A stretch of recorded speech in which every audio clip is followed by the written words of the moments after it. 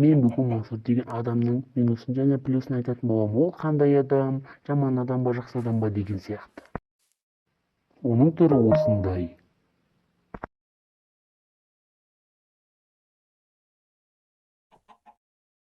Ол көп жұмыс істейді.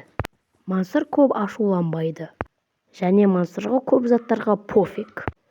Ол достарымен көп ойнайды және ағасымен қырыла бермейді. Сосын ол Brawl Stars'ты көп ойнайды. Және соңғысы опыт насип қоймайды. Мансурды қатты жындандырып алсаң, ол қатты ашуланып бүкілін қырып жояды. Мансур сенсіз кейде жұмыстарды сөйтіп кетеді. Және сөйтіп ойнап кетіп қалады.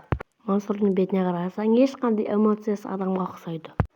Мансур жоқ деп қыңсылай береді. Видео үшін рахмет. Алдағы уақытта басқа да адамдарға осылай реакция шығаратын боламын. Каналға жазылып лайк басып кет. Видео үшін рахмет.